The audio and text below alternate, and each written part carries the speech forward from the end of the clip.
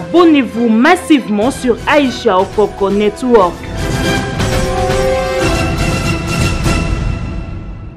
Bitakour azaki lokola ndakala lokola te azan ndakala tanga azaki na FCC donc azalaki mutu oyo kutu tanga ba kotanga ba leader FCC yeko kotanga ete. Abonnez-vous massivement sur Aïcha Okoko Network. Bitakwira aza ko représenter le côté na FCC wana parmi na kati ya fleuve Congo, c'est-à-dire FCC Bitakwira azaki ne ndakala. Abonnez-vous massivement sur Aïcha Okoko Network. Bitakwira to na niveau na ete ngaso ba telemisinga na Bitakwira na rond-point Wileri batu ba koyeba Bitakwira ta. Abonnez-vous massivement sur Aïcha Okoko Network. Yango batu lo ba liaou ba nga kutu liaou wana na ebieka ta na yoki lobi makambo ya kendaki kuna, donc ce sont des gens au goût de baïbanité, baza impopulaire, donc il côté.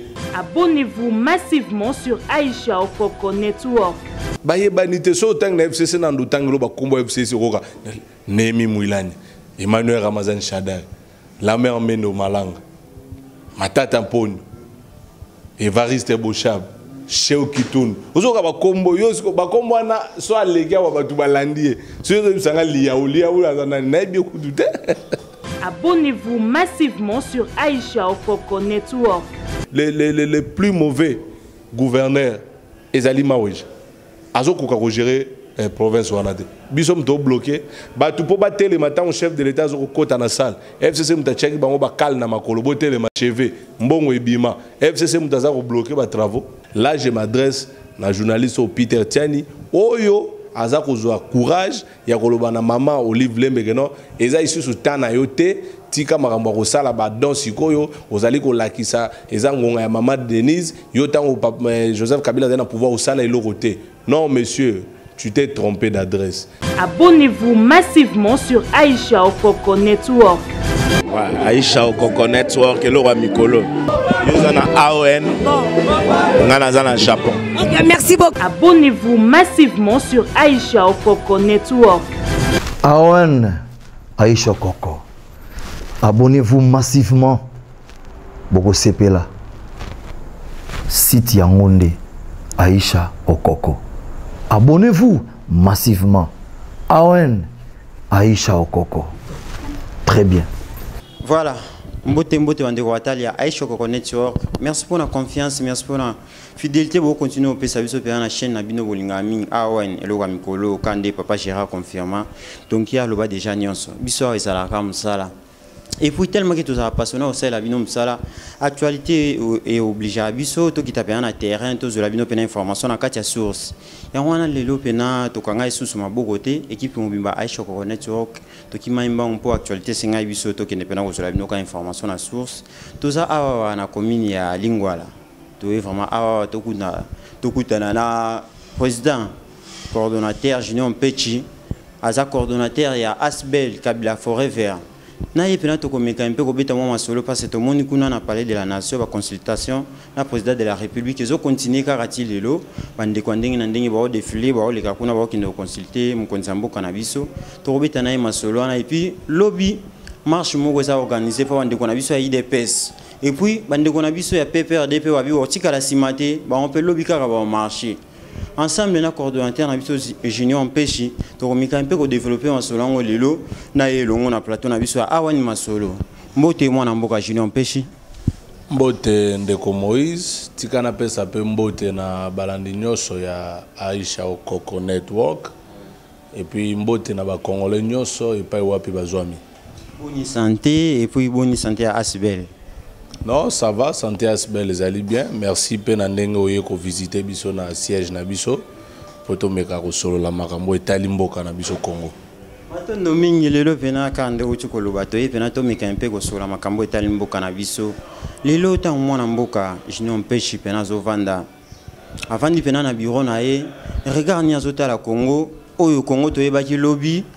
Onde qu'on a vu Joseph Kabila dirigé pendant 18 ans na minute onde to komi lelo o eza ko kambama na mwana mboka Félix Tshisekedi Antoine Chilombo regarde nous autres la Congo ya lobby na Congo ya lelo bon oyebi soki na pesi réponse na question na yo mingi ba koloba que c'est parce que nazali kabiliste nde na pesi réponse wana. Eza vina yo, eza problème te biso apena to lobaka, za no à l'aise loba pena nyonso. Justement, nazo continuer na réponse na ngai pour na koyebisa yo que Congo eza malamunte soko lobina loba Congo oyo Joseph Kabila tango azalaki na pouvoir na makambo ezoleka sikoyo eza vraiment soni pe mawa et surtout pas si mingi.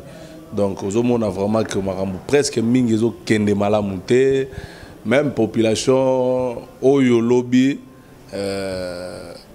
azalaki na Joseph Kabila lelo bango ba komi susu ko réclamer retour ya Joseph Kabila na pouvoir parce que bah c'est rendre compte que il y a pas mieux que Joseph Kabila. Déjà lelo soko qui ata ba indicateur union économique eza au rouge tandis que sous Joseph Kabila ezalaki kawanate.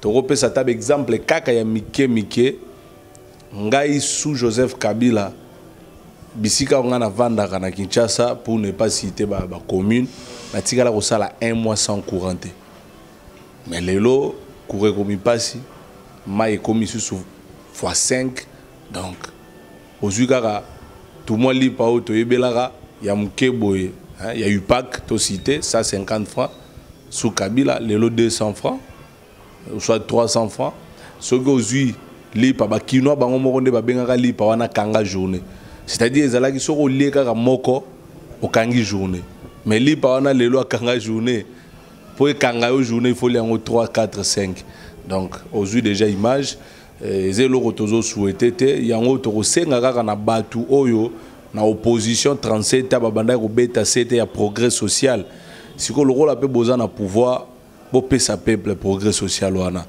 botika kokosa que non ceci voilà blocage parce que yango nzembo ya chaque jour ya kokosa ka batu que non bazo bloquer biso ceux qui FC ça za na pouvoir ya ko bloquer chef de l'état ndeko nanga Moïse to nga ki to bloquer ba ordonnance wana oyo nomaki ba juge en violation ya constitution to nga to bloquer prestation à serment oyo salemaki en violation ya procédure mais au moni que salemaki te donc pour comprendre et puis boza ba journaliste boyoka kia watango makamwane salem batu balobi ah facha la kisi bango yende mokonzi tout ça siko to lingi pe to mona fachi hein abeta loboko na sete a s'imposer bongo moi je suis prêt chef de l'état serait senga que pour lipe comme 100 francs violer constitution pour comme ça 100 francs a violer constitution mais comme ça li pas 100 francs exactement que bo sali violation pour na renommer ba juge mais ce qui m'a cambosengi social ya peuple congolais bozo koka kopé sa solution te wana komi FCC ndezo bloqué wana ndelo kuta makasi toza na besoin bango ba bisaka biso so tozu pouvoir bango so bazu pouvoir to konyata masango le roi Kayas mais masango ekoma rare le roi Diama yo moko siko botala kaka Congo Joseph Kabila na siko voilà. Mato nomingi vena mwana mboka coordonnateur Junior Mpeshin des awana yomo uchikoloba awa waki Congo alobi na Congo lelo pena moi passe comme makasi mais oyebi ki ba accusation ezo ya pena ebele bazolo waki bandeko ya FCC bien ki karaté to rappeler bandeko ba Holanda biso sikoyo asbel na biso ya Kabila forêt vert to beta maso nango après question na biso walo waki bandeko FCC mutu baza cause ya blocage o esala malelo ya souffrance au peuple azo ko en dirait lelo yo ko lobani na likamwana par rapport ya ba accusation nyonso ba ola cha likola FCC. Il faut comprendre d'abord que tant on a sali Kabila Forever, les associations botami tant Joseph Kabila longo na pouvoir. Namboka oyo moni ndenge fachi aza na pouvoir. Tala ba association ko botama chaque jour. Mais jour a rolongwa nde boyeba ba vrai Tshisekediste ba kozala. Mais ngai naza muntu oyo Kabila longo na pouvoir na sali association Kabila Forever. Pour pérenniser le combat et puis vision politique de Joseph Kabila. Il faut qu'on rappellera toujours le peuple congolais que Joseph Kabila a dit ma formule moko oyo na mokili tikala ko salemate 1+4 pour na kimia ekota na Congo. Jean-Pierre Bemba a kangi côté à nord, est côté au Roubewa, RCD, alors désordre partout na Congo. A tout ni bande kwana mais qu'est-ce qu'il faut? Balobi bon, ibiso on a besoin de pouvoir, lobité bon, boya to vendre ensemble. Kabola pouvoir. Ata chef de l'état aza siko fachi soko boyibisi ka no zo mante faelu comme vice-président na peut-être oboye. Zouara Chada grâce à la vice-président nao, Faïlou vice-président nao, bozala bongo a rolingate. Mais Joseph Kabila en tant que nationaliste andima yango pour que le peuple congolais a mis la main na kimia. Donc waneza ba biloko makasi oyo motivanga na sala yango. Et surtout que Congo depuis alaka Congo to banda luka toujours démocratie. Ba fruit ya liboso démocratie to bani ko goûter yango sous Joseph Kabila. Même papa Etienne Tshisekedi pour na voter librement na vie na ye. Il fallait Joseph Kabila aya abotama a même ma constitution démocratique nde ba élection salema. Même Fati pour kota na bokondi aza fruit ya combat politique ya Joseph Kabila. Parce que azu bokondi na mindu kité azu bokondi na nzela ba élection. Mais muto memi ba élection na Congo comme Joseph Kabila kabang. Donc voilà le combat au Kabila mené. O esengeli biso to yebisa na peuple congolais que nzela na yewana to kende na yango. Lobby na 2023 to mon élection ce qui fait le président Félix a redoublé mandat te aller à saliciper alternance mususu pacifique et c'est comme ça nde to rotonga mboka na biso maleme. Voilà un peu biloko au Joseph Kabila sala bitumba na sans ko citer ba réalisation belé parce que le loso qui batu baza ko critiquer na yo kaka batu mususu bazo critiquer aéroport na biso oyo mais na tout na bango kaka 32 ans ya Mobutu atikela ka biso aéroport nini ya sala 32 ans atikaka nini donc ça des martyrs va pas marcher les a bloko pena tozomona ti lelope et ça yesunga peuple congolais bon siko ya on a lobby stade des martyrs d'abord inachevé ti lelo ils inachevé mais que cela ne tienne tozuna nous pas marcher na stade des martyrs nengo cité na 32 ans ya pouvoir autant que linga ko soki débilo pam ata soko tangi 5 mais il y a sali 32 ans c'est ce que Joseph Kabila oh mais écoute eza question malamu soki na ina memo kaka omoni nzela ko longwa kaka obandi kaka nzela ya bandunda bato abandundu bandeko na kikwiti bayebi ke babanda ko sala au moins 1 mois na nzela pour koma Kinshasa. Mais lelo comme ozuka mutuka na o kecha ata moto na yo moko obandi ko tambola ti okomi kikuti nzela ya makadam etikala kozala te nzela Kabila tongi awa ti Chikapa nzela bandu ne kufa ya ba Kongo ekufaka soko ozuka nde toza na Kinshasa wa yo moko talaka boulevard du 30 juin oya avant Kabila na après Kabila zwa nzela na biso ya triomphal c'est-à-dire boulevard Lumumba le plus long ya Afrique centrale kobanda aéroport ti kokoma wana triomphal mundela tika kanzela na kana deux bandes aller moko retour moko Joseph Kabila comme ça 4 na aller 4 na retour pour mona ba passerelle les ayaka bato potonde ba bigenzela mo ezala ya likolo toza nango donc beaucoup de nzela pont Loange le deuxième pont le plus long après pont Maréchal pont Loange o comme mona bato moto batondi na Kinshasa il faut pas senga merci na Kabila mais kasi pont wana ndezo relier Kasai na Kinshasa na nzela ya bandundu comment okacha chouchou pour ani ba créer là bon tout ça là bon pont wana mteko mo faciliter nzela pont Loange tout ça là pont Pozo donc beaucoup de réalisations beaucoup de choses biloko belé salema o batu so ba vandi ba moko ti ozuka muto zo tambola na nzela limité wana batu bango mo ba yebi limité na 2004 2005 ezalaka ndeni peut-être moi nzela mkebo lelo comment ozo tambolo senti pena que non ça va. Et donc, il y a beaucoup de bureaux et salemi dans la province, il y a des réalisations, hôpital cinquantenaire et Tongama, beaucoup. Mais biso tolobi, avant Kabila, le ministère n'a biso bana loué, le bureau n'a pas battu. Mais immeuble intelligent et salema et les lots sont commencé. Les institutions par terre, armée n'a biso par terre. Kabila a bandi ko Tonga armée, pas armée Tonga mais Fachita n'a koti bokonza lobi. J'ai trouvé une armée forte à Andemi yango. C'est-à-dire que dans le langage, nous avons utilisé l'opposition pour détruire Mboka, mais Joseph Kabila, c'est l'homme que Dieu a choisi pour délivrer ce pays. Après 2023, 2055, le Congo comme un poteau d'Afrique sous la vision politique de Joseph Kabila Kabang. Le vano le final ninko le belé est-ce que bato ba otala biso siko ba comprendre un peu les anase qui yo posa no ezaki mwana mboka Joseph Kabila azunga susu na pouvoir pour kaya aussi lisa mamnaye o asili sagité. Non, il faut d'abord bato ba comprendre que message na lobaka oyo ba o ba vivre o nzamba ko batela bango ba ko mona accomplissement na yango. Okomona yango nzamba ko batela donc après 2023 ti 2055 Nde Congo comme poto d'Afrique sous la vision de Joseph Kabila. En 2055, Joseph Kabila a 83 ans. azala makasi vivant, il sera là. Mais quand je dis vision politique, c'est-à-dire que au monde na FCC, vision ezala ya Joseph Kabila. Le lobo ki kozwanga ndeko Junior Mpechi comme candidat à FCC, so na l'équipe président na rosale la vision politique ya Kabila. Voilà. Et là qui cite que Sengeli Kabila nde azonga comme personne physique parce que ezala difficile mandat na biso selon la constitution, mutu fois ça la 2 mandats et tout, voilà, renouveler dans ce sens-là. Mais quand on a biso que ba kabiliste nde ba tonga mboka, biso nde to bongsa Congo après 2023 ti 2055. Merci beaucoup mon Moka Junior Mpechi wana pena to sikoyoka ba imboka o ba hotela biso siko pena ba sepeli makasi parce que ozo limbolela bango pena malamu ndenge bango basengaka.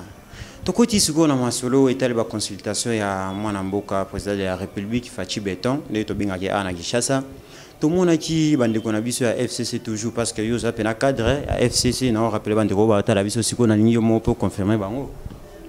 Oui, dans le cadre d'un front commun pour le Congo. Et puis, nous avons des jeunes congolais, nationalistes, descendants de Lumumba, Kimpavita, Kimbangu, et puis Musée Laurent Désiré Kabila. Nous avons adhéré à FCC. Et c'est la seule plateforme où tu réfléchis à Congo et tu bundaka kaka pour le bonheur du peuple congolais. Et c'est quand on a battu Mamabe, on a Sarabino. Parce qu'il y a des partis politiques, les lois Sabino, bazana moment terme ba utiliser ba benga ngo formol. So tout ba formol la c'est-à-dire qu'il faut ko ça. Alors ba sangi saka batu chaque jour na sia banzete pour na robeta ka bango formol. C'est-à-dire pour na ko ça ka bango. C'est ça le problème. Yango moni siko que tant bazu gestion ya mboka, bazu pitopale, bazo koka na bango te. Muta ko yebisa ko FC ça za ko bloquer, mais misala 100 jours FC ça za na quantité. Et s'il a raté ba maison préfabriquée FC ça a une quantité. Ba saut de mouton FC ça a une quantité. Hein? Si vous te éviter FC ça a bloqué. Oui, libabe ya mandat ou eza programme 100 jours. Libabe ya mandat ou. Mbongo nyo se kekuna yango mo tozo souffrir. Ba lié na réserve d'échange. C'est-à-dire que ndé Congo eza bo tozo vivre sans garantie. Ba lié garantie ce que tozo tepa ba ya ko lobata lobi abengani biso.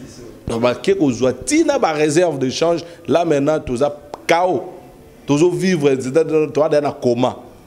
Batu ba memeli bisongo, eza batu ya sianzete, batu baloba ke bango progrès social, bango, mais ba komi na pouvoir et komi le ventre d'abord. Ils sont sur le peuple d'abord.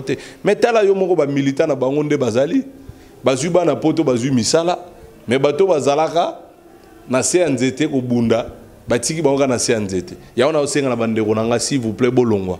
Bozo mériter mieux. Bosali combat na bino, bobundi bozu pouvoir, mutuma utine poto, asisi golia ba hamburger na ba shawarma na ayesu su golia la bino ngo awa isu na Kinshasa. Non. Bino nde bosengeli bokota na ba institution.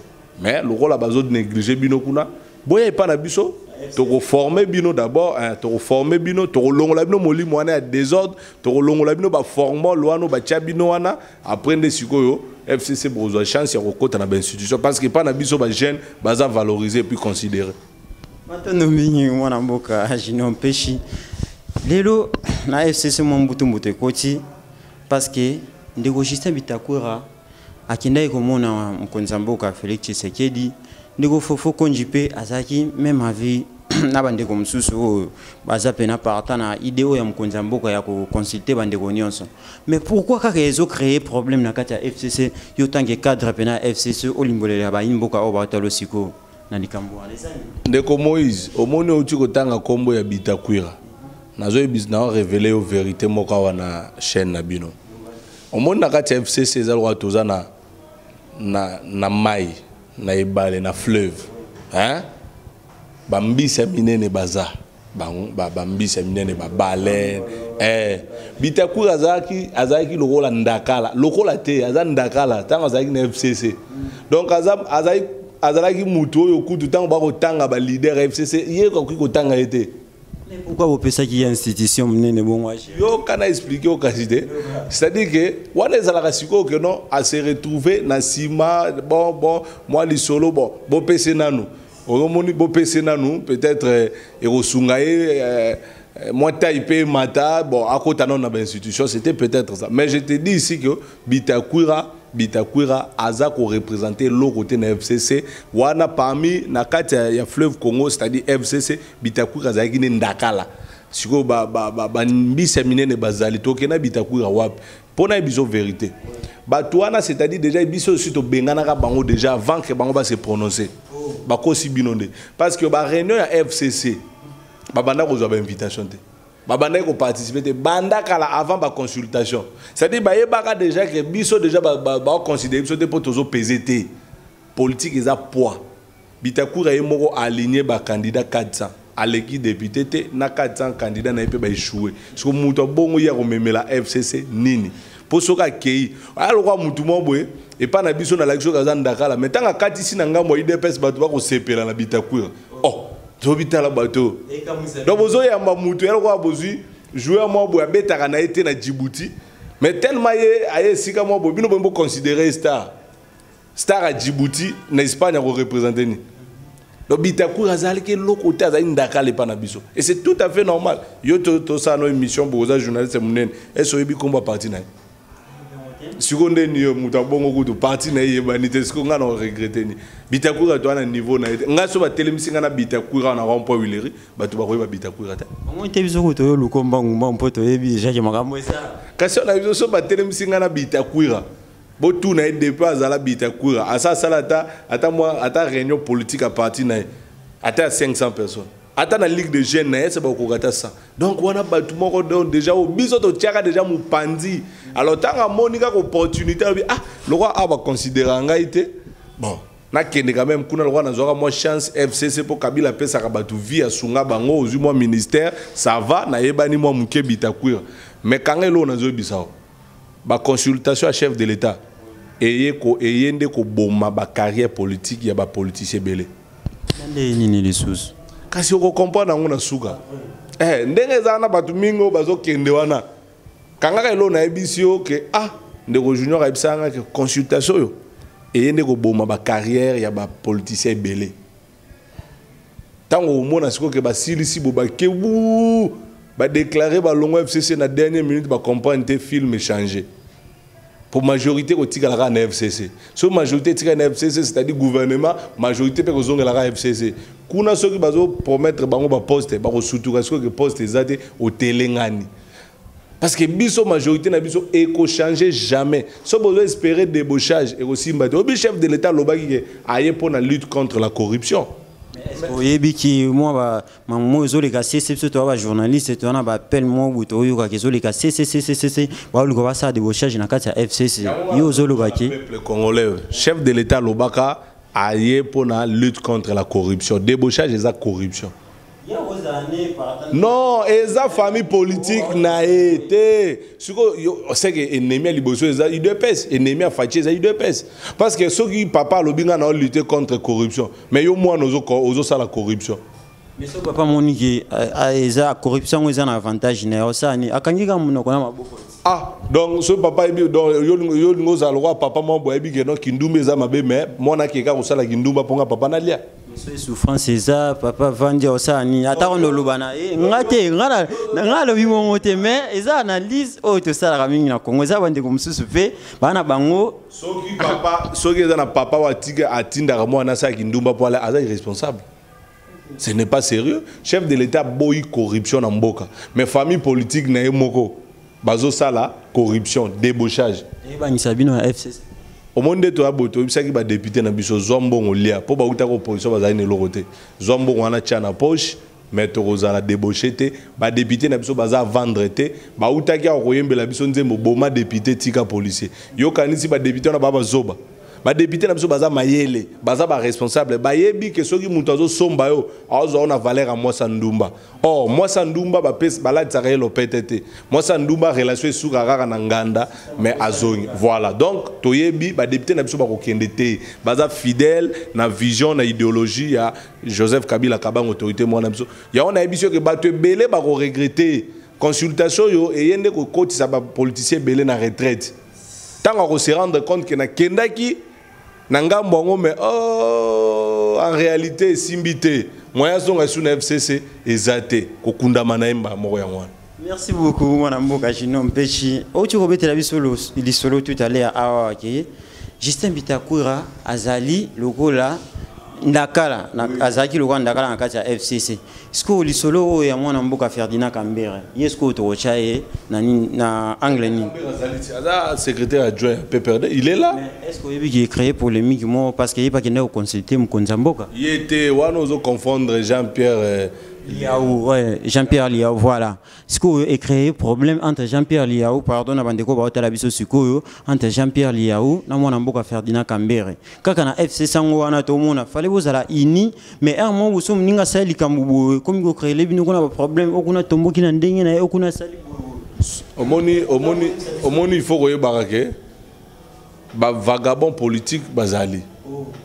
Bato yo bazala non tant amoni que FCC autorité morale azai sous président de la République te balanda kuna ba ke flatter fachi yango bato lo ba liaou ba nga kutu liaou na ebi ka ta on a yo kilobi makambo ya kendaki kuna, donc ce sont des gens au kutu ba ebanité baza impopulaire, donc ilo côté ah yekutu na ebite mbiso ezai sous mukiane za bala bango nyoso na ba bitakuira bato moko ba ebanité banité so tang na FCC na ndutangelo ba kombo FCC roka Nemi Mwilani, Emmanuel Ramazan Shadar, la mère Mendo Malanga, Matata Mponi, Evariste Bochab, Cheo Kitoun. Ozoka ba kombo yosko ba kombo na so alega wa batu balandie. So yo bisanga liaou azana na bi kudute.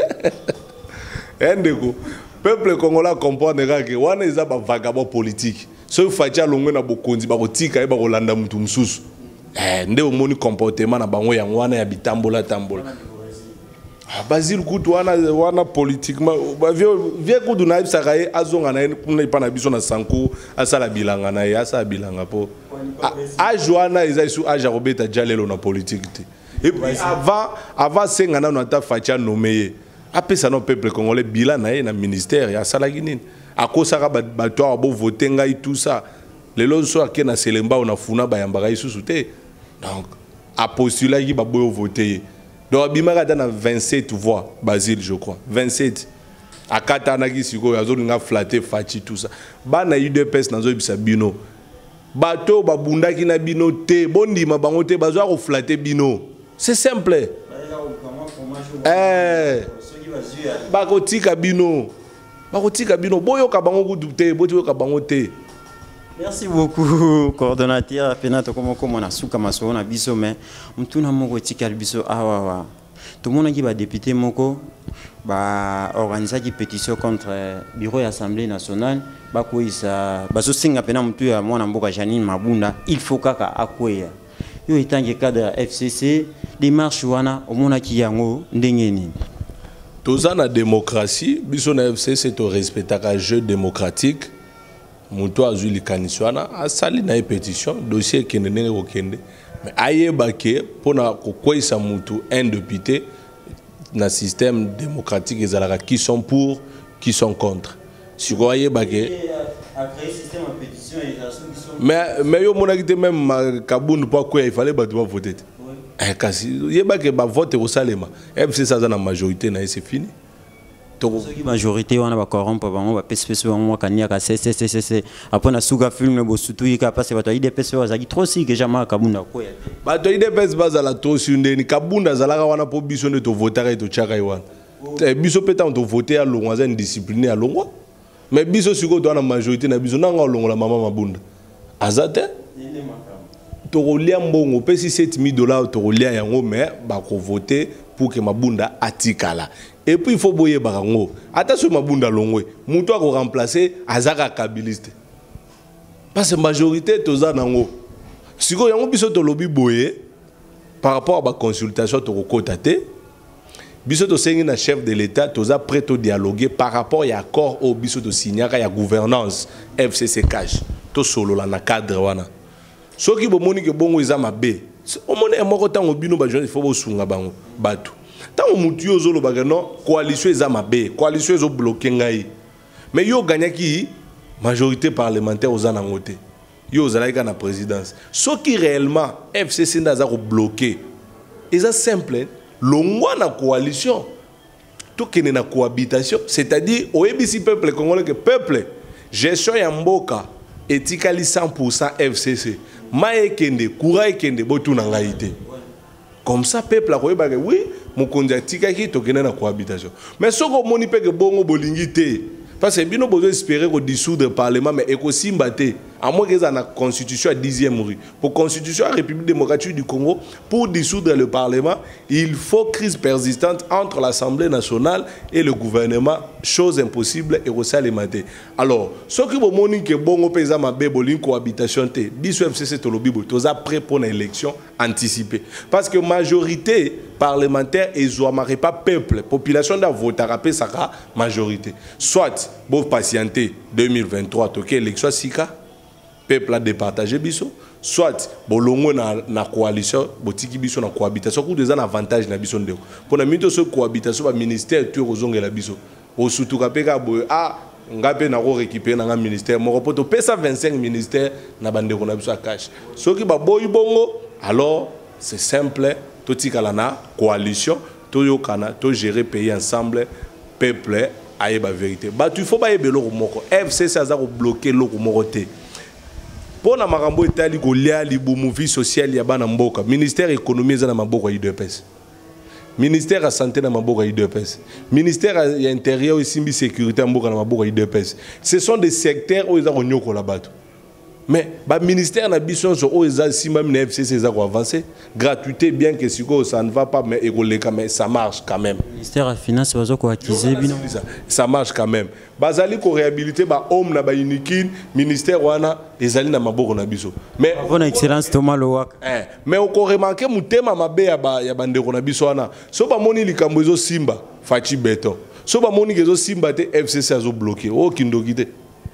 C'est ça peuple il faut comprendre et l'eau qu'on demande quoi cash bazan en besoin balingi siko que to pesa bango 35% dans gouvernement balingi to comme na 50-50 nde omoni moi bandungu nungu bazo kosa batu ke FCC bloqué donc bango kutu ba gagner présidence kuna na présidence ata kabili se mota za kuna mais bango biso to pesa bango 35% ben ya gouvernement bazo mona reza muke nde ozo mona bazo tia ba makelele pour rien sinon FCC azo bloqué le côté peuple congolais moko aza kotala boy bisa isu FCC mutazali ko bloquer développement na province ya Kasai bacha gouverneur na bango kuna les plus mauvais gouverneurs ezali maweja azo ko gérer province wana te biso mto bloquer ba tu po ba tele matin au chef de l'état zo kota na salle FCC mutachaki bango ba kal na makolo bo tele ma cheve mbongo ebima FCC mutaza ko bloquer ba travaux. Autonomie, coordonnateur Penay Asbel Kabila Forever. Mutuna souke tika biso po atosi sama solo na biso awani masola mko lelo mais na pesi na mbote abande ko nyos opena balanda biso na diaspora et puis na madame nangai Aisha Koko la championne. Merci beaucoup maman pour na nyos au continuer au salanga mwana Moïse Kin. Merci beaucoup na Patrick Munungi donc au tala biso depuis quelque part wana coordonnateur Junior Pechi.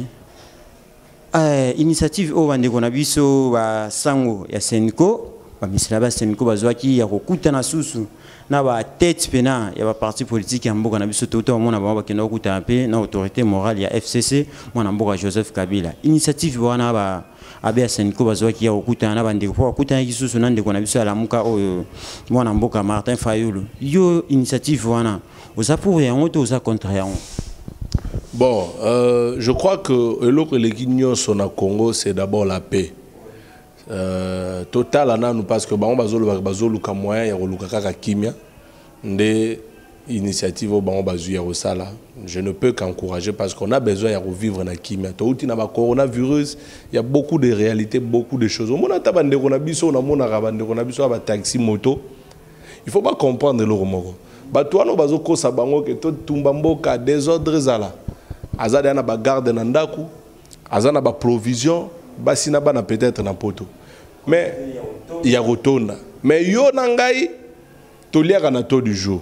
Cela veut dire que ceux qui les lon beba désordre continent Congo, bande konanga moto d'abord pour aller il faut boula. Ceux qui un mois boy désordre dans Congo, il y a rolendeni. Quand vous n'avez même pas moyen de démarrer moto, à qui n'est pas autorité morale n'a pas parti qui n'a qu'à quelque chose, et ça pété.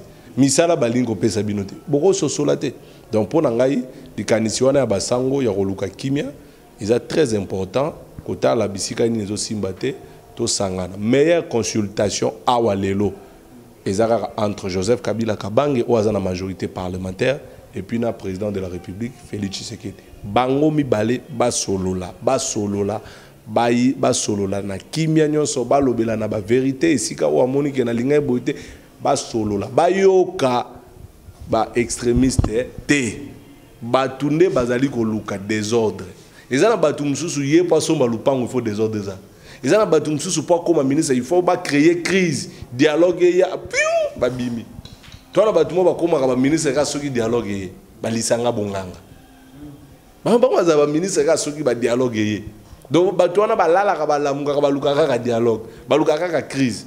Ce n'est pas bien. Donc, les deux hautes personnalités, wana, chef de l'État, Nabiso, na président honoré Joseph Kabila Kabango, l'autorité morale à FCC, ba solo là, calmement, ba trouver solution.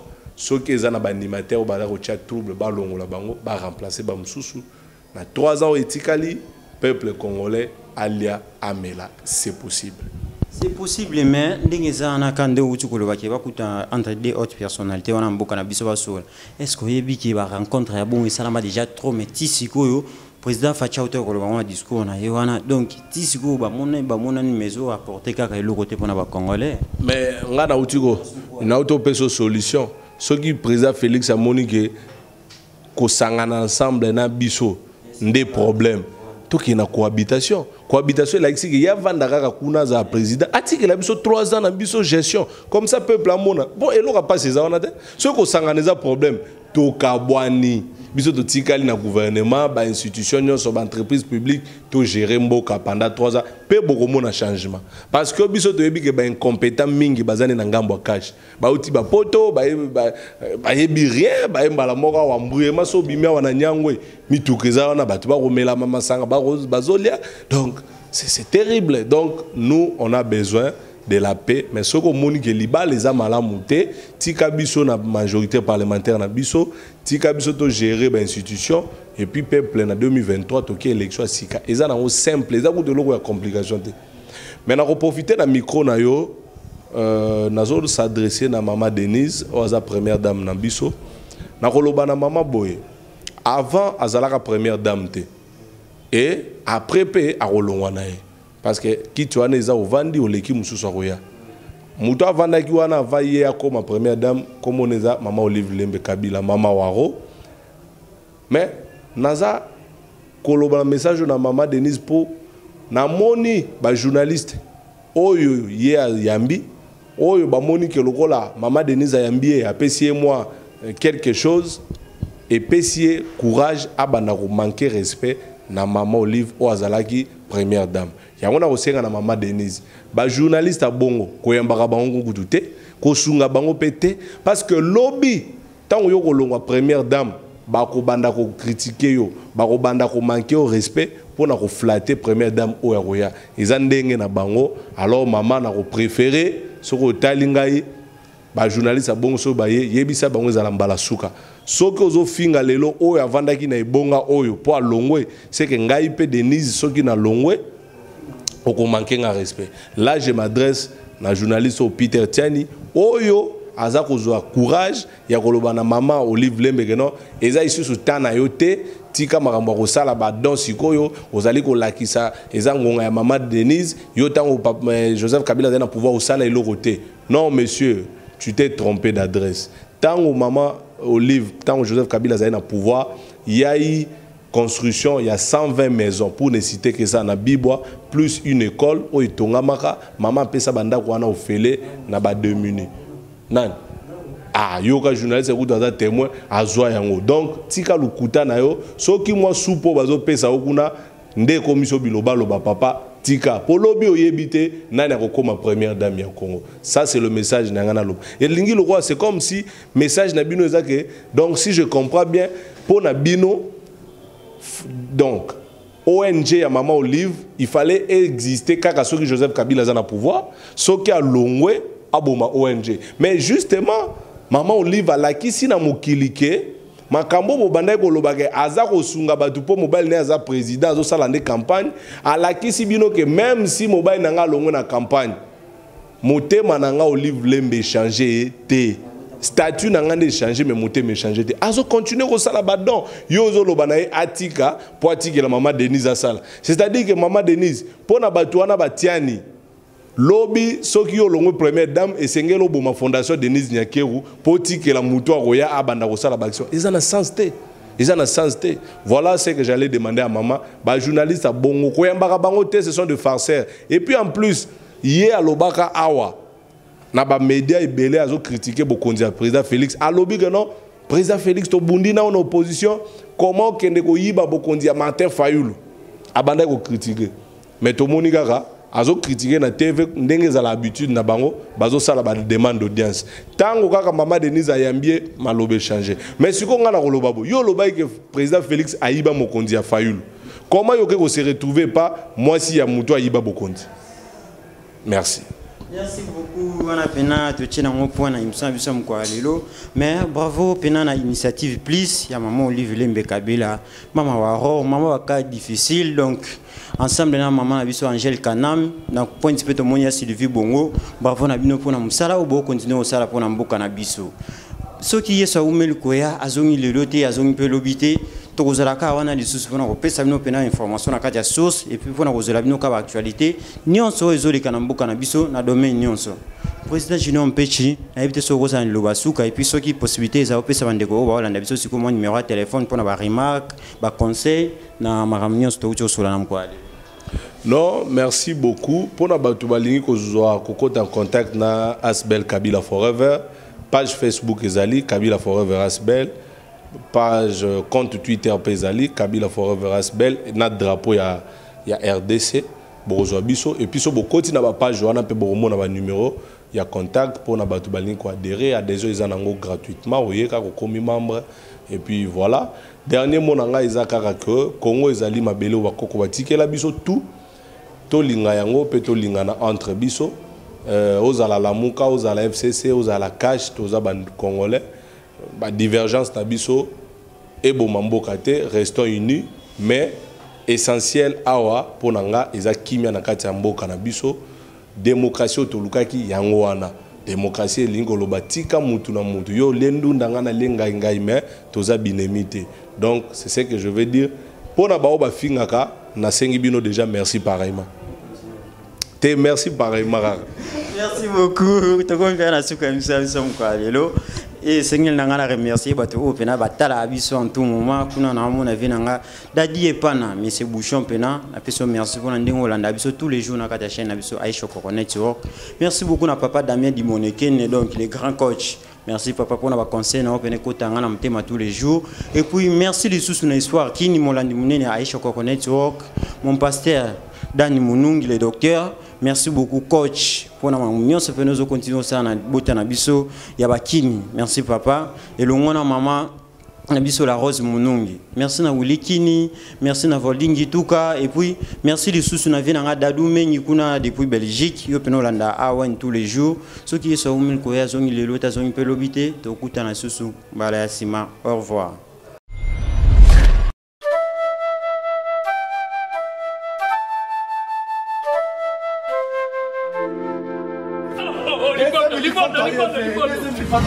Monde entier babi biso nyonso to s'abonner petolanda awen détente moto nyonso alingaka Charlie non vie de loin partout dans le monde biso nyonso tolanda awen détente mwana mibale ya butami Aisha Okoko bote tamo kitoko awen détente balobi na minito awen donc deux fois détente tolandango eza émission ya kiti wana ezali kaka pana biso so ningomo na article ta kaka na awen détente balobi network mais siko to siko na awen détente ya ko sekeze belé po bagage bando sala ma bactère nyonso boyebi ya ko sekisa deuxième mois na botami babi awen détente hein bo s'abonner massivement na kati awen détente boyebi ke to yakile no network ya azanai mais siko awa to na détente massivement to s'abonner massivement toza film kitoko émission kitoko information nyonso bagaga kitoko nyonso oyo bino bosepelaka nango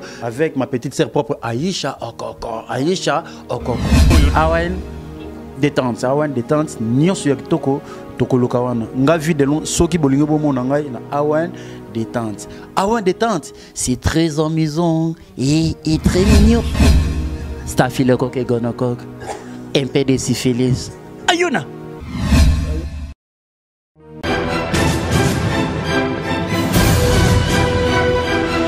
Abonnez-vous massivement sur Aïcha Okoko Network.